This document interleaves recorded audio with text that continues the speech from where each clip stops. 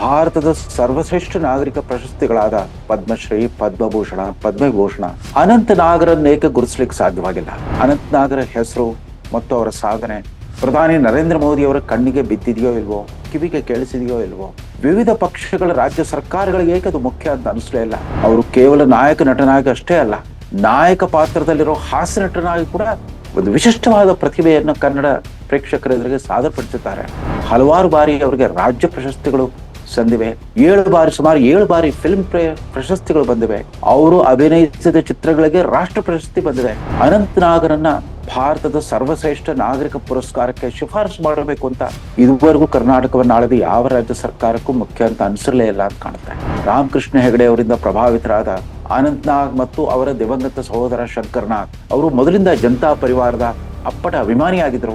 ಹಲವಾರು ಚಿತ್ರಗಳಲ್ಲಿ ಅವರನ್ನ ನಾಯಕ ನಟನಾಗಿ ಚಿತ್ರಗಳನ್ನು ನಿರ್ಮಿಸುತ್ತಾರೋ ಅಂತ ಎಲ್ಲ ನಿರ್ಮಾಪಕರಿಗೆ ಹೆಸರು, ಶ್ರೇಯಸ್ಸು, ಹಣ ಎಲ್ಲವನ್ನೂ ತಂದು ಕೊಟ್ಟಿದ್ದಾರೆ ಅನಂತ್ ನಾಗ್. ಅವರಿಗೆ ರಾಜಕಾರಣದಲ್ಲಿ ಆಸಕ್ತಿ ಇತ್ತು, ಸಾಹಿತ್ಯದಲ್ಲಿ ಆಸಕ್ತಿ ಇದೆ, ಆಧ್ಯಾತ್ಮದಲ್ಲಿ ಆಸಕ್ತಿ ಇದೆ. ತಮ್ಮ ಸಮಕಾಲೀನ ನಟರ ಹಾಗೆ, ಇತರೆ ಹೀರೋಗಳ ಹಾಗೆ ಅಭಿಮಾನಿಗಳ ಸಂಘಗಳನ್ನು ಕಟ್ಟಿಕೊಳ್ಳುವಂತಹ ಹವ್ಯಾಸಕ್ಕೆ ಬೀಳಲಿಲ್ಲ. ಹೊಸದಿಗಂತ ಡಿಜಿಟಲ್ ಸುದ್ದಿವಾಹಿನಿಯ ರೇಷ್ಮೆ ರಾಜನೀತಿ ದೈನಂದಿನ ವಿಶ್ಲೇಷಣಾ ಕಾರ್ಯಕ್ರಮದ ವೀಕ್ಷಕರೆಲ್ಲರಿಗೂ ಕೂಡ ವೈಯಕ್ತಿಕವಾಗಿ ನನ್ನ ಹೊಸ ವರ್ಷದ ಶುಭಾಶಯಗಳು, ಶುಭಕಾಮನೆಗಳು. ಅಭಿಜಾತ ಕಲಾವಿದ ಅನಂತ್ ನಾಗ್ ಗೇಕಿಲ್ಲ ಪದ್ಮ ಪ್ರಶಸ್ತಿ, ಇದು ಇವತ್ತಿನ ವಿಶೇಷ ಶೀರ್ಷಿಕೆ. ಏಕೆಂದ್ರೆ ಮತ್ತೊಮ್ಮೆ 2025 ಜನವರಿ ತಿಂಗಳು ಬಂದಿದೆ. ಇದೇ ವರ್ಷ ಜನವರಿ 26ಕ್ಕೆ ಮತ್ತೊಮ್ಮೆ ಗಣರಾಜ್ಯೋತ್ಸವ ಆಚರಣೆ ನಡೆಯುತ್ತೆ. ಅದಕ್ಕೆ ಮುನ್ನಾ ದಿನವಾದ ಜನವರಿ 25ರಂದೇ ಭಾರತ ಸರ್ಕಾರ ಎಂದಿನ ಸಂಪ್ರದಾಯದಂತೆ ಭಾರತದ ಸರ್ವಶ್ರೇಷ್ಠ ನಾಗರಿಕ ಪ್ರಶಸ್ತಿಗಳಾದ ಪದ್ಮಶ್ರೀ, ಪದ್ಮಭೂಷಣ, ಪದ್ಮವಿಭೂಷಣ ಹಾಗೂ ಭಾರತ ರತ್ನ ಪ್ರಶಸ್ತಿಗಳನ್ನ ಪ್ರಕಟಿಸುತ್ತೆ.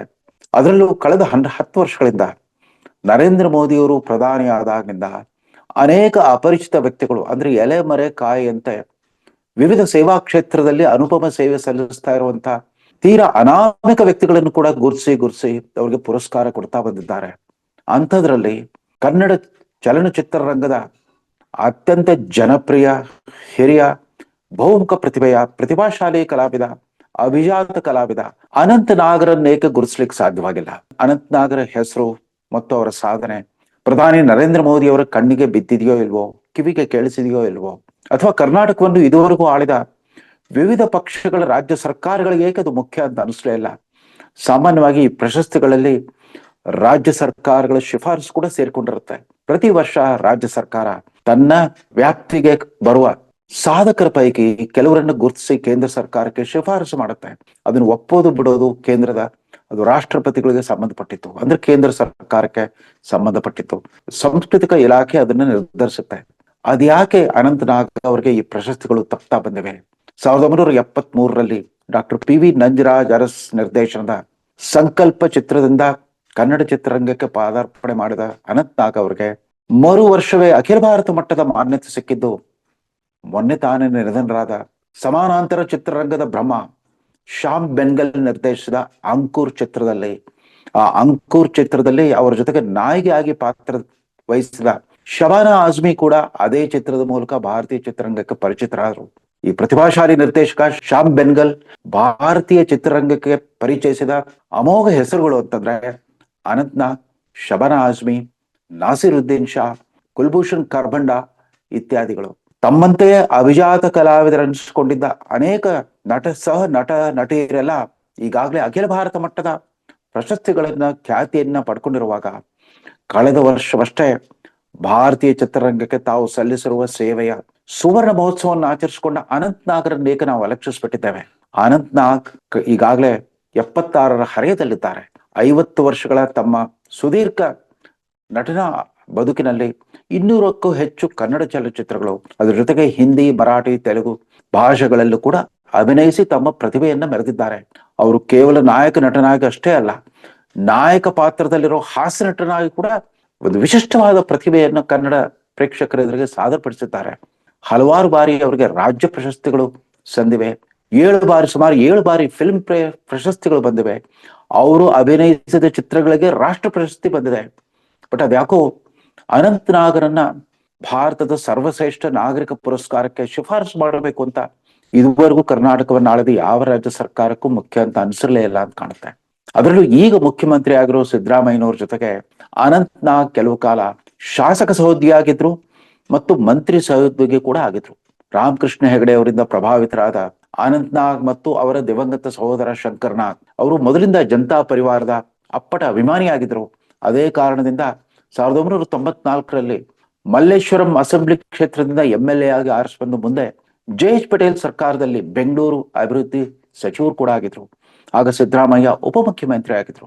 ಹೀಗಾಗಿ ತಮ್ಮೊಂದಿಗೆ ಸಹೋದ್ಯೋಗಿಯಾಗಿದ್ದ ಅನಂತ್ ನಾಗ್ರನ್ನ ಬಹುಶಃ ಒಬ್ಬ ಸಿನಿಮಾ ಪ್ರೇಕ್ಷಕರಾಗಿ ಕೂಡ ಖಂಡಿತವಾಗೂ ಸಿದ್ದರಾಮಯ್ಯನವರು ಕೂಡ ಇಷ್ಟಪಟ್ಟಿರ್ತಾರೆ.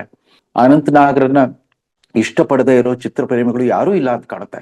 ಅನಂತ್ ನಾಗ್ 1974ರಲ್ಲಿ ಶ್ಯಾಮ್ ಬೆನ್ಗಲ್ ರವರ ಅಂಕುರ್ ಚಿತ್ರದ ಜೊತೆಗೆ ಅದೇ ರೀತಿ ಪ್ರಸಿದ್ಧ ಪಡೆದ ಸಮಾನಾಂತರ ಚಿತ್ರರಂಗದ ನಿಶಾಂತ್, ಭೂಮಿಕಾ, ಕಲಿಯುಗ್ ಮುಂತಾದ ಚಿತ್ರಗಳ ಮೂಲಕ ಕೂಡ ಭಾರತೀಯ ಚಿತ್ರರಂಗಕ್ಕೆ ಪರಿಚಿತರಾದರು.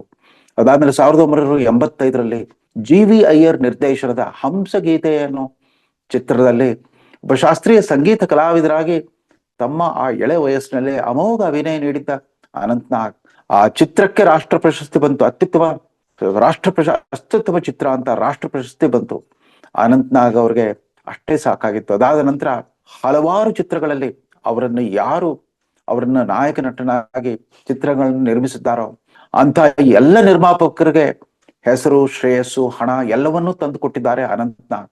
ಅನಂತ್ ನಾಗ್ ಮತ್ತು ದಕ್ಷಿಣ ಭಾರತದ ಸುಪ್ರಸಿದ್ಧ ಹೀರೋಯಿನ್ ಲಕ್ಷ್ಮಿ, ಅನಂತ್ ನಾಗ್ ಲಕ್ಷ್ಮಿ ಜೋಡಿ ಸುಮಾರು 12-13 ಚಿತ್ರಗಳ ಮೂಲಕ ದಕ್ಷಿಣ ಭಾರತದ ಅತ್ಯಂತ ಯಶಸ್ವಿ ತಾರಾ ಜೋಡಿ ಅಂತ ಹೆಸರುವಾಸಾಗಿದ್ರು. ಅದರಲ್ಲೂ ಅವರ ಇಬ್ಬರ ಅಭಿನಯದ 4 ಚಿತ್ರಗಳು ನಾನಿನ್ನ ಬಿಡಲಾರೆ, ಚಂದನದ ಗೊಂಬೆ, ಬೆಂಕಿಯ ಬಲೆ, ಇಬ್ಬನಿ ಕರಗಿತು ಕನ್ನಡ ಚಿತ್ರ ಪ್ರೇಮಿಗಳ ಹೃದಯದಲ್ಲಿ ಚಿರಸ್ಮರಣೀಯಾಗಿ ಉಳಿಯುವಂತಹ ಚಿತ್ರಗಳು. ಅವರು ಪ್ರೇಮಿಗಳಾಗಿ, ದಂಪತಿಗಳಾಗಿ ವೈವಿಧ್ಯಮಯ ರಸಾನುಭವ ನೀಡಿದ್ದಾರೆ ಕನ್ನಡ ಚಿತ್ರ ಪ್ರೇಕ್ಷಕರಿಗೆ. ಅದಷ್ಟೇ ಅಲ್ಲ, ಅನಂತ್ ನಾಗ್ ಅವರ ವಯೋಮಾನಕ್ಕೆ ತಕ್ಕಂತ ಪಾತ್ರಗಳನ್ನ ಆರಿಸ್ಕೊಳ್ತಾ ಬಂದ್ರು. ತೀರಾ ಇತ್ತೀಚೆಗೆ ಕಳೆದ 5-6 ವರ್ಷಗಳಲ್ಲಿ ಅವರು ಅಭಿನಯಿಸಿದ ಗೋಧಿ ಬಣ್ಣ ಸಾಧಾರಣ ಮೈಕಟ್ಟು ಅನ್ನೋ ಸಿನಿಮಾ, ಅದೊಂದು ವಿಶಿಷ್ಟ ಕಥಾವಸ್ತು. ಒಬ್ಬ ವಯೋಸಹಜವಾದ ಕಾಯಿಲೆ, ಆಲ್ಜಮೇರ್ ಕಾಯಿಲೆಗೆ ತುತ್ತಾಗಿರುವ ಒಬ್ಬ ತಂದೆಯಾಗಿ ಅವರು ನೀಡಿದ ಮನೋಜ್ಞ ಅಭಿನಯ, ಅದು ಕೇವಲ ಕಲಾತ್ಮಕ ಚಿತ್ರವಾಗಿದ್ದ ಆ ಸಿನಿಮಾವನ್ನ ಕಮರ್ಷಿಯಲ್ ಯಶಸ್ಸು ಪಡೆಯೋದ್ರಲ್ಲೂ ಕೂಡ ಸಹಕಾರಿಯಾಗಿತ್ತು. ಅಷ್ಟೇ ಅಲ್ಲ, ಇವತ್ತಿನ ತಲೆಮಾರಿನ ಗೋಲ್ಡನ್ ಸ್ಟಾರ್ ಗಣೇಶ್ ಅಭಿನಯದ ಗಾಳಿಪಟ ಚಿತ್ರದಲ್ಲೂ ಕೂಡ ಗಣೇಶ್ ಅಷ್ಟೇ ಜನಪ್ರಿಯತೆಯನ್ನ ಪಡ್ಕೊಂಡಿದ್ರು ಅನಂತ್ ನಾಗ್. ಇವತ್ತಿನ ತಲೆಮಾರಿನ ಕಲಾವಿದರ ಜೊತೆ ಕೂಡ ಅನಂತ್ ನಾಗ್ ಆ ಚಿತ್ರದಲ್ಲಿದ್ರೆ ಆ ಹೀರೋ ಅಷ್ಟೇ ಪ್ರಜ್ವಲಿಸುತ್ತಾ ಮಿಂಚ್ತಾರೆ ಅನಂತ್ ನಾಗ್. ಅನಂತ್ ನಾಗ್ ಅಭಿನಯದ ಚಿತ್ರಗಳಷ್ಟೇ ಅಲ್ಲ, ಧಾರಾವಾಹಿಗಳು ಕೂಡ. ಅವರ ಸಹೋದರ, ಪ್ರತಿಭಾಶಾಲಿ ಸಹೋದರ ಶಂಕರ್ ನಾಗ್ ಆವತ್ತಿನ ದೂರದರ್ಶನಕ್ಕಾಗಿ ನಿರ್ದೇಶಿಸಿದ ಮಾಲ್ಗುಡಿ ಡೇಸ್, RK ನಾರಾಯಣ್ ರವರ ಕಥೆಗಳನ್ನು ಆಧರಿಸಿದ ಮಾಲ್ಗುಡಿ ಡೇಸ್ ಧಾರಾವಾಹಿಯಲ್ಲೂ ಕೂಡ ಅನಂತ್ ನಾಗ್ ಮನೋಜ್ಞವಾಗಿ ಅನುಭವಿಸಿದ್ರು. ಇತ್ತೀಚೆಗೆ ರಾಷ್ಟ್ರ ಪ್ರಶಸ್ತಿ ಪಡ್ಕೊಂಡ ಸರ್ಕಾರಿ ಕನ್ನಡ ಪ್ರಾಥಮಿಕ ಶಾಲೆ ಆ ಚಿತ್ರದಲ್ಲೂ ಕೂಡ ಅನಂತ್ ನಾಗ್ ಅವರ ಅಭಿನಯ ಚಿರಸ್ಮರಣೀಯವಾಗಿದೆ. ಅನಂತ್ ನಾಗ್ ಕೇವಲ ಚಿತ್ರನಟನಷ್ಟೇ ಅಲ್ಲ, ವೈವಿಧ್ಯಮಯ ಆಸಕ್ತಿ ಉಳ್ಳವರು. ಅವ್ರಿಗೆ ರಾಜಕಾರಣದಲ್ಲಿ ಆಸಕ್ತಿ ಇತ್ತು, ಸಾಹಿತ್ಯದಲ್ಲಿ ಆಸಕ್ತಿ ಇದೆ, ಆಧ್ಯಾತ್ಮದಲ್ಲಿ ಆಸಕ್ತಿ ಇದೆ. ವೈವಿಧ್ಯಮಯ ಪ್ರತಿಭಾಶಾಲಿ ಅನಂತ್ ನಾಗ್ ಯಾವತ್ತೂ ಕೂಡ ತಮ್ಮ ಸಮಕಾಲೀನ ನಟರ ಹಾಗೆ, ಇತರ ಹೀರೋಗಳ ಹಾಗೆ ಅಭಿಮಾನಿಗಳ ಸಂಘಗಳನ್ನು ಕಟ್ಟಿಕೊಳ್ಳುವಂತ ಹವ್ಯಾಸಕ್ಕೆ ಬೀಳಲಿಲ್ಲ. ತಮ್ಮ ಪಾಲಿಗೆ ತಕ್ಕಿದ ಪಾತ್ರವನ್ನ ಅದಕ್ಕೆ ನ್ಯಾಯ ಸಲ್ಲಿಸೋ ರೀತಿಯಲ್ಲಿ ಅಮೋಘವಾಗಿ ಅಭಿನಯಿಸ್ಬಿಟ್ಟು ಇವತ್ತಿಗೂ ಕೂಡ ತಮ್ಮ 76ರ ಹರೆಯದಲ್ಲೂ ಕೂಡ ಚಿತ್ರ ಪ್ರೇಮಿಗಳ ಮನಸ್ಸನ್ನು ಗೆಲ್ತಾ ಬಂದಿದ್ದಾರೆ ಅನಂತ್ ನಾಗ್. ಅನಂತ್ ನಾಗ್ಗೆ ಭಾರತ ಸರ್ಕಾರ ಕನಿಷ್ಠ ಪಕ್ಷ ದಾದಾ ಸಾಹೇಬ್ ಫಾಲ್ಕೆ ಪ್ರಶಸ್ತಿಯನ್ನಾದ್ರೂ ಕೊಡ್ತಾರೆ ಅಂತ ನಿರೀಕ್ಷೆ ಮಾಡಿದ್ವಿ. ಇದೇ ವರ್ಷ ಗಣರಾಜ್ಯೋತ್ಸವ ಸಂದರ್ಭದಲ್ಲಿ ರಾಜ್ಯ ಸರ್ಕಾರ, ಸಿದ್ದರಾಮಯ್ಯ ನೇತೃತ್ವದ ರಾಜ್ಯ ಸರ್ಕಾರ ಕೂಡ ಶಿಫಾರಸು ಮಾಡಬೇಕು.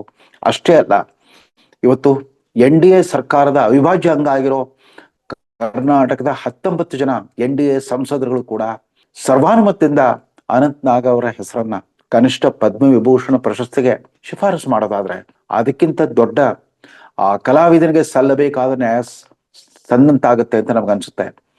ಇತ್ತೀಚಿನ ವರ್ಷಗಳಲ್ಲಿ ಹೊಸ ತಲೆಮಾರಿನ ಕಂಗನಾ ರನಾವತ್, ಸಾಯಿಫ್ ಅಲಿ ಖಾನ್ ಮುಂತಾದವರಿಗೆಲ್ಲ ಪದ್ಮ ಪ್ರಶಸ್ತಿಗಳು ಬಂದಿರುವಾಗ 50 ವರ್ಷಗಳನ್ನು ಪೂರೈಸಿದ್ರು ಇವತ್ತಿಗೂ ಸಕ್ರಿಯವಾಗಿರೋ ಅನಂತ್ ನಾಗ್ರಂತ ಸರ್ವಶ್ರೇಷ್ಠ ಕಲಾವಿದನಿಗೆ ಈ ಪ್ರಶಸ್ತಿ ಈ ವರ್ಷವಾದ್ರೂ ದೊರೆಯುತ್ತೆ. ತನ್ಮೂಲಕ ನರೇಂದ್ರ ಮೋದಿ ಅವರು ತಮ್ಮ ಇದುವರೆಗಿನ ಈ ಪ್ರಶಸ್ತಿಗಳಿಗೆ ಅನೇಕ ಎಲೆಮರೆ ಕಾಯಂತಿರೋ ಸಾಧಕರನ್ನು ಗುರುತಿಸಿ ಏನು ಕೊಡ್ತಾ ಬಂದಿದ್ದಾರೆ. ಆ ಪ್ರಶಸ್ತಿಗಳ ಮೌಲ್ಯವನ್ನು ಹೆಚ್ಚಿಸಿದ್ದಾರೆ, ಪ್ರತಿಷ್ಠೆಯನ್ನು ಹೆಚ್ಚಿಸಿದ್ದಾರೆ. ಅನಂತ್ ನಾಗ್ ಅವ್ರಿಗೆ ಆ ಪ್ರಶಸ್ತಿ ನೀಡೋದ್ರ ಮೂಲಕ ಮತ್ತಷ್ಟು ಆ ಪ್ರಶಸ್ತಿಯ ಘನತೆಯನ್ನು ಹೆಚ್ಚಿಸಲಿ ಅಂತ ಹಾರೈಸ್ತಾ ಈ ಸಂಚಿಕೆಯನ್ನು ಮುಗಿಸ್ತಾ ಇದ್ದಾನೆ. ಅನಂತ್ ನಾಗ್ ಈ ಬಾರಿ ಗಣರಾಜ್ಯೋತ್ಸವದಲ್ಲಿ ಪದ್ಮ ಪ್ರಶಸ್ತಿಯಿಂದ ವಂಚಿತರಾಗದಿರಲಿ ಅನ್ನೋ ಹಾರೈಕೆ ನಮ್ಮದು. ನಮಸ್ಕಾರ.